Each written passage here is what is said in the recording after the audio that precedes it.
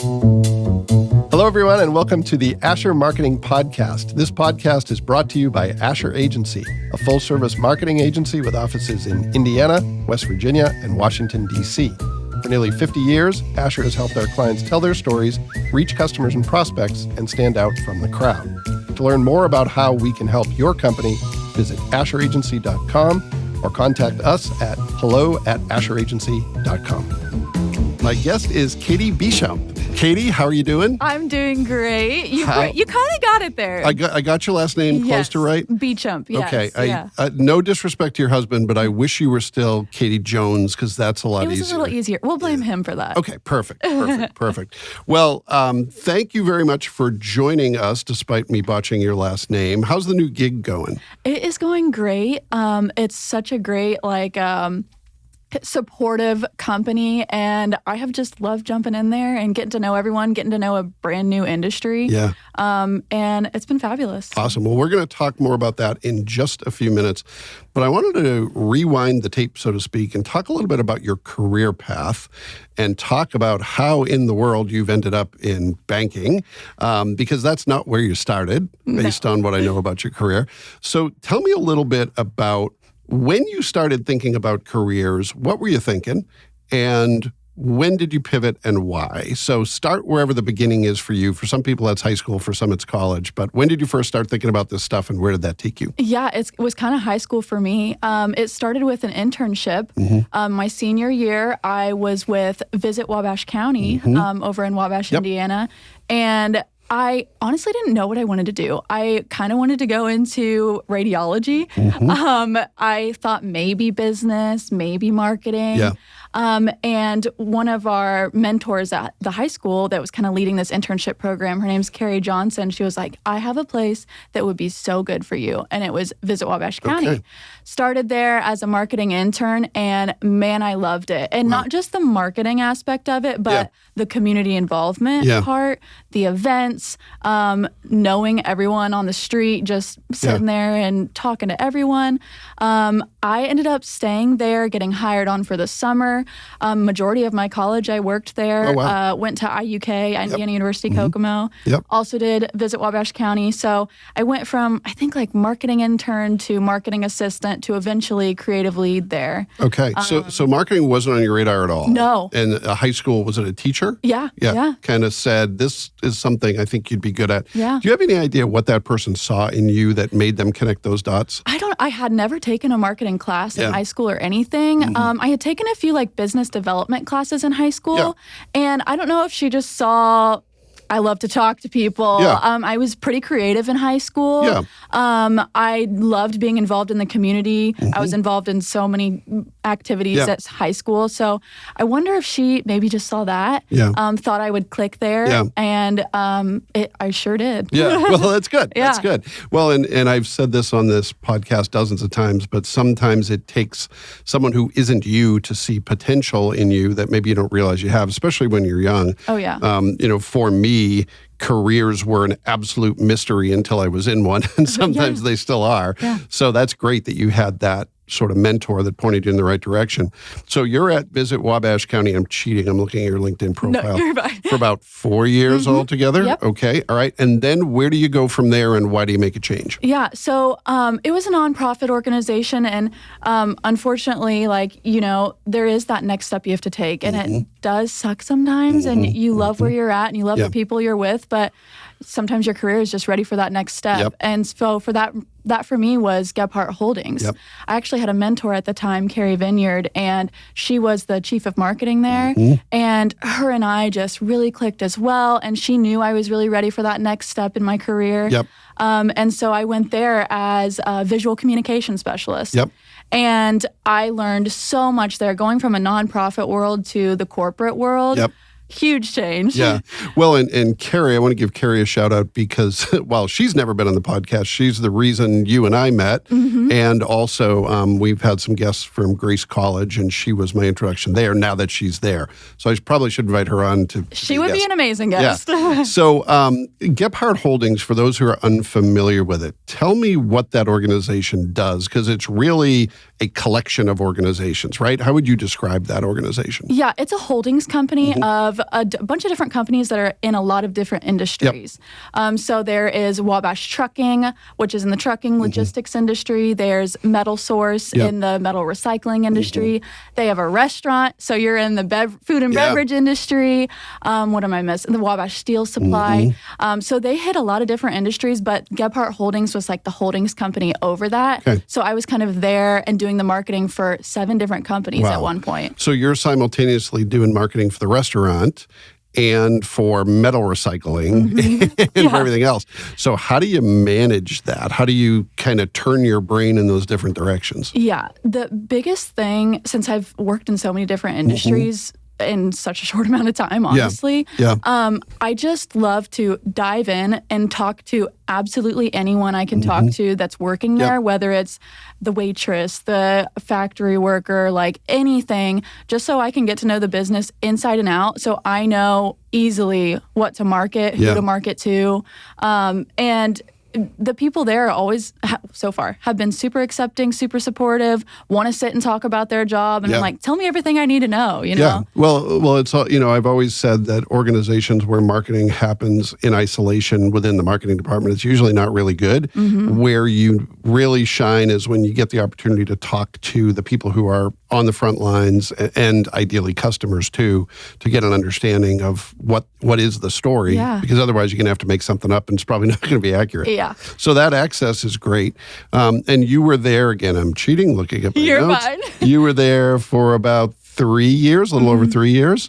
Okay, so why did you make a change? And let's pivot into what you're doing now. Why did you make a change and where did that lead you? Yeah, and obviously with that many industries, you can get a little overloaded. Oh, sure. And so I was kind of in the phase of trying to manage that. I was getting married. Life is just changing. And so I'm kind of just like ready to change with it, with my career. I was kind of getting burnt out a little bit, but, that comes with grinding, Yeah, for sure.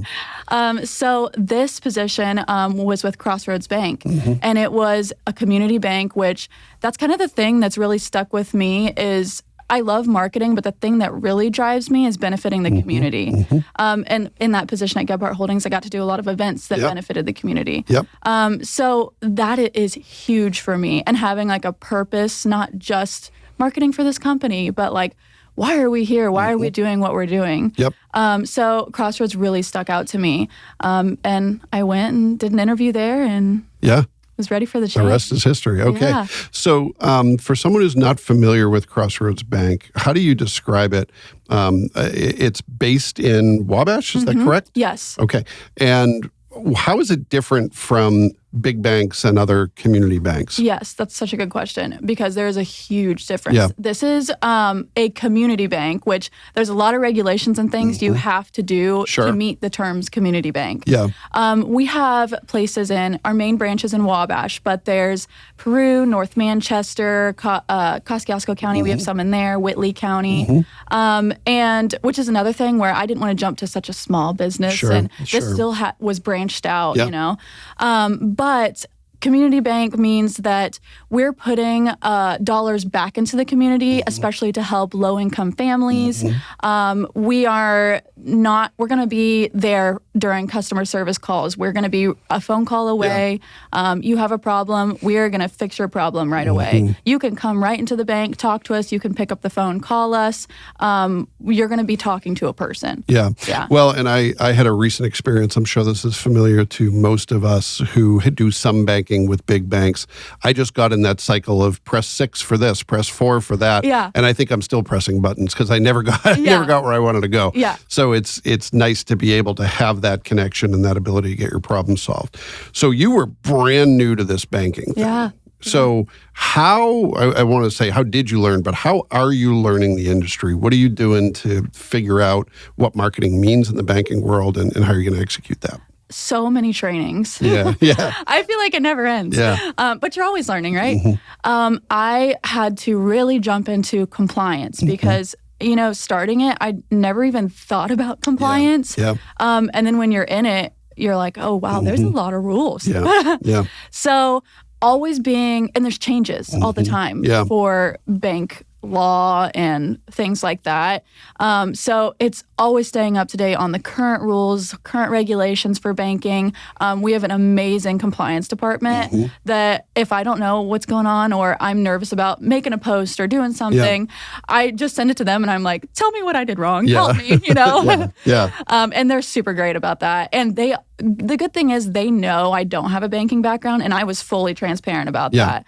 But when I went into the steel industry, I knew nothing about steel. But I'm willing to learn and jump in and figure it out. And so I've been doing trainings with the IBA, so the Indiana Banking Association, going to a bunch of forums for those, kind of leaning on some other bank marketers for community banks. And it's really been great. I mean, and just the community aspect of it and being able to still support our local communities is really what pushes me too. Yeah, well, that's great. So let me ask you a question about the whole compliance aspect. Yeah. One of the things that's on my mind is, social media being such a driver of customer service and such a driver of new customer acquisition. How do you make social work, because social moves really fast in an environment that's heavily regulated, and you have to make sure you're not sending out information that's going to get you in trouble. Yes. How are you balancing that? That has been pretty hard too. I'm always nervous. I'm like, is this Which is probably a good thing. Yes. Because the minute you stop being nervous is when you get in trouble. I know. Yeah. I don't want to get too comfortable, you know? Yeah. I kind of play it better safe than sorry. I'm like, extra regulation on this. I'll take, if it's just a simple post, I'm like staring at this thing forever. Yeah. Probably too long amount of time. Do you have to get approval on all posts, or is there some give and take where it's like, yeah, these posts are okay, but if it's about this, it has to go through a process? How does that work? If we have like a large campaign we're doing, I will definitely run that past. I am underneath our Chief Administration Officer, Emily Boardman, so I'll be like bouncing things off of her all the time. If it's a campaign for lending or a specific part of the bank, I'll bounce it off of that officer. And normally if we are doing a campaign, I'm looping in the compliance officer throughout the whole conversation. So you've got some general clearance on the campaign, so you know anything within that is going to be safe. But if it has a percentage sign in the copy, you're probably going to want to send it to compliance. I try to avoid the percentage sign. For sure. Well, that's great. So let's talk a little bit about the team you're working with. You mentioned the person you report to. Are you the only marketing person? Okay, for those who are listening to this, I am nodding my head. And she has a look of wonder in her eyes because she's a department of one. So you're working closely with compliance, you're working closely with others, but in terms of getting the work done, it's you doing all that execution? Yeah. Wow. Yeah. Okay, so you're writing, you're designing, you're doing social media, you're doing video? Yep, videography. Wow, you're doing media relations, I'm sure. The list never ends. Okay. Since Visit Wabash County, my boss there was Christine Floor. You might know her. She taught me to have, this might be old school, but a written planner. And I live by this thing. Okay. It is like my holy grail. Oh, wow. Okay. And so I have always had a planner. I have one for every year, and I've kept them all. So like next year, I'll be able to go back through when I make my new planner. But if I didn't have that, I think I would probably be crying every day. I have everything for every day out for the rest of the year. And as things come up, they go on there. There's a rainy day list, that never happens. And I would die without that. Yeah. Well, that's great to kind of get the work done. And I'll tell you that my first job in marketing, where marketing or some form of it was in my title, was with a healthcare system with Parkview. And it was one of the community hospitals. It was the Whitley County Community Hospital. Yeah. And I was doing, I won't say everything because there were other people on the team, but I was doing a lot. I was designing, I was writing, I was doing media relations. I'm old enough that there really was no social media, so that wasn't part of the job.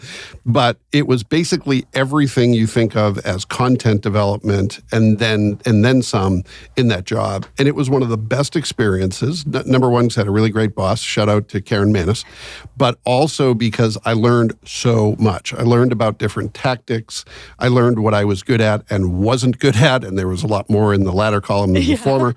And learned a lot about healthcare, like you as an entity where I had no previous experience. But by trying to cover all that ground, you just inevitably learn a lot. So I would assume your experience is similar. Oh, yes, for sure. And when I was at Gebhardt Holdings, I was on more of the creative side of marketing. So I was the visual communication specialist, just doing designing. I did do social media, photography, videography. And so when you go to a one-man team, of course it is a little bit died down, and you have to figure out what you want to focus on, what's the most important. Even though I'm good at designing, I'm good at all the creative side, I have to pick up that kind of more strategic, analytical side, because that is very important as well, and I can't just do what I'm comfortable with. Yeah, well, and if your career evolves, like many people I know, including to some degree myself, it's kind of hard to let the more tactical stuff go because you're comfortable with it, you know how to do it. But if you need to operate at the 20,000-foot level and focus on strategy, you have to let something go. And sometimes that more tactical day-to-day stuff is what gives. So even if it causes a tear. Yeah, well, I mean, all of us get, we get comfortable with doing certain types of work, and it's scary to take on bigger responsibilities, but that's where the good stuff happens. Yeah, so, it sure is. Yeah. So what are some of the, obviously you've been learning a lot, but what are some of the things that you're focused on in the near term, those big items at the top of your to-do list that maybe they're exciting, maybe they're keeping you up at night, maybe it's a combination of those things. What are you focused on over the next 6 months or so? Yeah. So at Crossroads, obviously compliance keeps me up at night. All my ideas that come floating in, I'm like, okay, is that compliant? Or how did we get this compliant? Yeah. But with Crossroads Bank, one thing that they hadn't been super involved in before I went there was kind of their digital presence. Whether that be, they did have social media, but obviously enhancing that, but in more ways of like email marketing. Right now there's mailers and things like that, which obviously are great as well. But email marketing is such a more cost-effective way as well. And just kind of figuring out what our target, how to reach our target, especially when I'm learning who our target is. For sure. And having just a little bit more of a digital presence is what I'm really focusing on now. Yeah, well, and we're at a point, and you know this probably even better than I do, because you're living it every day, is we're at a point where in smaller community banks, you have customers who their digital isn't their first source of information. So you still have to do some of the things that might seem antiquated to some marketers, but they're very important in the world where you're working. But then you have the need and the imperative to acquire younger customers and meet them where they are, which isn't in the newspaper and it's not in their mailbox, their physical mailbox. It's in the email inbox. It's on social media. So we're kind of at a point where we have to be good at all of that. Yes, exactly. Especially in the new areas that we're kind of going into, like one of our newest branches is in Warsaw, and I mean, Grace College is over there, right? And so you have a lot of younger demographics. So it's like, how do we even just start in Warsaw? Like, how do you reach this younger demographic? And it's just having a digital presence more. Yeah. Know? So how are you prioritizing all these different needs? Because not only you're just one person, you've got all these different tactics, you've got all these different audiences, and I'm sure you have a laundry list of strategies and goals. How are you prioritizing this? Is it the written planner, or is there something more that you're doing to keep everything in line? Yeah, obviously I want to do it all. You know, I'm ready to like overload myself and go home crying at the end of the day. But I've learned that that's not the way to do it. And even though I am a one-man marketing team, I do have such a supportive team around me that obviously is willing to jump in at any events or anything too. But my chief administration officer, Emily Boardman, we just recently sat down and we're like thinking of this marketing strategy. Okay, what's important? What aligns with our entire company strategy, for our plan? What's not just important to me, like what's important to our board, what's important to our C-suite, you know? And that has kind of driven like what's going to be on my top priority. Even if I think like social media is going to be the best, you know, it's what do we collectively think is our strategic goal here? Yeah, well, I'm really glad to hear that, because it really is leadership's job to set that template and then allow you to be creative in how you execute. but I'm glad to hear that it's not your responsibility to come up with the top marketing strategies. Yes. I did that with Emily, and it's been super great. And it does offer so much guidance, and then they totally trust me to be like, okay, so how do we get there? Yeah, well, that's great. All right, well, I want to pivot to a few quicker hit questions. Your answers don't have to be quick hit. I call this the quick hit part of the podcast, but I talk a lot, so we'll see. Sometimes I'm the problem and I ramble on and on, so it's not just you. So the first question has to do with building a successful and fulfilling career. You've done a lot of great things at a very young age. You've moved to industries where you had no prior experience. You've taken a leap where you were comfortable, but you decided to do something different. What have you learned in that might be useful for other people to hear in terms of your best career advice? How do you build a successful and fulfilling career? There's two things that come to mind are definitely separating work and your life. When I got out of college, even when I was in college, I was just so involved in my work, like events, especially in marketing. You're always doing something. You always have to be turned on, whether you might see someone out and about or it's social media or whatever it is. And especially getting married last year, I've got a life to share now. I can't just be working at home in the evening, and nor do I need to be. And so figuring out that balance has really helped me so much, which took a long time and kind of hard to admit too. And figuring out that, they aren't expecting me to go home and put in all the hours. I'm just diving too deep into it, Well, and a lot of times it is self-imposed, especially when you are learning a new industry. And the truth is, as you mentioned, in marketing, it never stops. You can always do something else, but that's precisely why we need to have the discipline to stop, to say, okay, I could go on forever, but the day is over unless a real emergency comes up, because I need to recharge and be ready to, bring a fresh set of eyes to this tomorrow.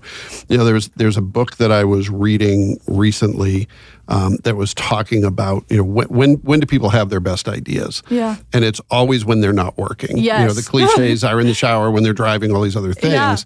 So, if you're always working, if the laptop's always open, you're probably going to be down at the very tactical level and not have those big ideas.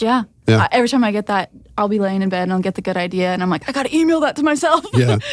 So was that, when you were single, was that easier for you to make that switch, or is it easier now that you have someone else in your life? Honestly, it's easier that I have someone in my life because when you are alone, you're kind of just like trying to fill your time, whether it be volunteer work or work in general. Now that I have my husband, Cameron, he'll be brutally honest with me. He'll be like, you are not home, you're doing too many things during the week. You're always talking about work. You're bringing work home with you. And I want him to hold me accountable of that, because I don't want him to come home from work and just be ranting and mad the whole night, you know? And so I'm so glad that we have that respect for each other to be like, hey, listen, you're home from work, like be home from work. Well, and I think it's great that you have that transparency and that good communication. And my wife has to remind me of this from time to time. She's like, what I'm saying is I want to spend time with you, and that's a good thing. So it's like, oh, okay, all right, maybe I should turn it off and focus on this. You're not tired of me yet. Well, good. Well, good. And the other thing I was thinking too was it's just all about relationships too. I mean, so far the careers that I've had has whether you like it or not, it's who you know, honestly. 100%. Especially in a smaller community, which even in a larger community too, I'm sure it's the same way, but it's really all about who you know and forming those relationships. I think it's true everywhere. It's a little bit more palpable in smaller communities, and I count Fort Wayne in that, right? Fort Wayne, I don't think there's 6 degrees of separation. I think there's about 2 degrees of separation. And I always say that anything good that's ever happened to me is not because of me. And I get to bring something to the table, but it's because of a relationship. I mean, even the podcast is the result. Those of you who are listening and not watching, I'm pointing at producer Nick, but this would have never happened if not for him, because he's the brains of the operation. He does all the audio engineering. He makes sure I just show up and talk. And we met when he was in a class that I taught. So no Nick, no podcast, right? So, similar type of thing. And I think that's really important advice for people to hear. You have to bring skills, knowledge, and talent to the table, but those things only matter to the degree that you can connect them to other people. If you can't, someone with less skills, knowledge, and talent is going to get more opportunities. And I kind of feel like then it benefits you in your career anyways. Like knowing this connection, or at least a little bit of this connection before you go to the career, they already know that you're going to give it 110% and bring it to the table, just a bare minimum of what they know of you. Yeah. And so it kind of just starts the relationship off great anyways. You know? Well, and I think you're living proof of the fact that people will take a chance on someone with whom they have a relationship and they trust, even if they don't have industry experience. Yeah. A lot of young people will say to me, well, how do you get a job when every job requires experience? And there's really, it all comes back to build relationships, right? Whether that's through volunteer work where you show people what you're capable of, or just through networking where you meet people and they say, okay, well, Katie's never worked for a bank, but I know her, it looks like she's done good work elsewhere. That'll probably translate here. You're probably in a better position than someone who has a little banking experience but no relationship. Yeah. All right. Second quick hit question. What is something about the work you do that is maybe misunderstood? And that could be banking. It could be the marketing you do at the bank. Something that is either untrue and you want to debunk the myth, or something that is not appreciated well enough and you want to kind of amp it up. Yeah, I feel like banking can definitely fall into this category for sure. Jumping in, you're like, oh, it's banking. I've had people ask me, are you excited about that? Do you like being in that? And I'm like, it's kind of how you interpret it. I mean, so far what I've looked at it, and maybe my compliance officer is hating me right now, but she's been great to work with. As long as I'm compliant, we can brainstorm and have these great ideas and be innovative and be that different community bank and exciting, and especially because I love that community take on it. Do these testimonials we've been doing with people who are customers of ours, and just pushing what those relationships look like out there. So it doesn't have to be boring. So I guess the banking industry in general, bankers aren't boring. Okay. All right. That's a nice pithy soundbite. That's very, very tweetable or Xable or whatever you want to call it. Yeah. Well, and, I think it's all what you make it, right? One of the industries that I've done a little work with is insurance. And when they're trying to recruit new hires, they're like, hey, you've probably never had a dream job of working in insurance, but, what we do enables people to focus on their work and not worry about what'll happen if.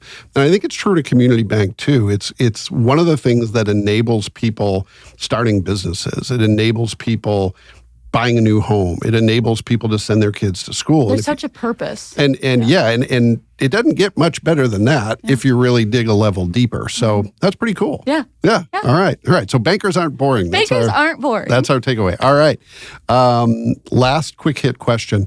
There's a lot of tools that marketers use to get the job done. You already mentioned one, so maybe this is your answer, but feel free to come up with another one.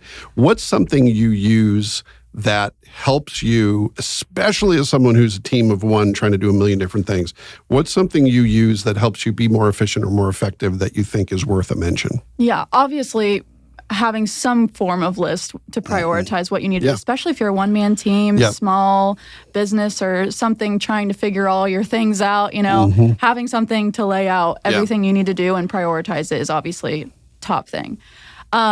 I know you said that some people have mentioned this before, but Canva, I think, is so underrated for people. Yeah. It is such a good tool for, and if you don't know what Canva is, it's just kind of a design software.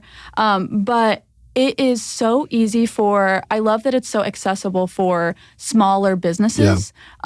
Maybe a one-man marketing team where I have skills in Adobe. I can totally whip up anything in Adobe, InDesign, Illustrator, Photoshop, but Canva, especially with their new AI capabilities, has made my job so much easier and so much quicker and efficient. And I feel like a lot of small businesses don't even know it's there or utilize it enough. Well, I think they're used to design programs being scary and borderline impossible to learn, right? And that, to me, I'm a huge Canva fan. Sorry, Asher designers who use the Adobe suite. Like Adobe. But and there's merit to that, right? But I'm amazed every time. I don't use Canva often, but when I do, I'm like, this solved a very specific problem because there was either the inability to do it well or a huge need to learn these complex programs and nothing in between. And then Canva comes along and it's like, oh, problem solved. Yeah. And yeah, you can get much higher quality, more complex designs out of more complex programs. But for those of us who aren't full-time designers, it's pretty great. Yeah, I think it's such a good asset for anyone to be able to use. There's also like training programs on there on how to use it. Yeah. So I think it's super beneficial. And when I'm working with anyone in the community, like a small business or a boutique or something, I'm like, do you have Canva? Like, you could easily use this. Well, the other thing is the free version is really good. Yeah. You know, a lot of times when there's that freemium model, it's like the free version is crap and it's just enough to show you what the potential is, but you can't get very far. But with I'm very cheap, so I use free Canva, but it gets the job done and does it pretty well. And yeah, there's more you can do with the paid version, but the free version's pretty good. Yeah, and I still love Adobe, but Canva is just killing it. Well, this episode was not sponsored by Canva. Yeah. But if anyone out there from Canva would like to sponsor the Azure Marketing Podcast, let us know. Well, Kitty, I really appreciate you taking the time to be here with us. Sounds like you're doing an amazing job and doing a lot, and really appreciate you telling us a little bit about that story. Yeah, thank you so much for having me. Yeah, and thanks to everyone who took the opportunity to listen to this episode of the Azure Marketing Podcast. We'll be back next time with another great guest whose name I will hopefully pronounce correctly, and we'll see you then.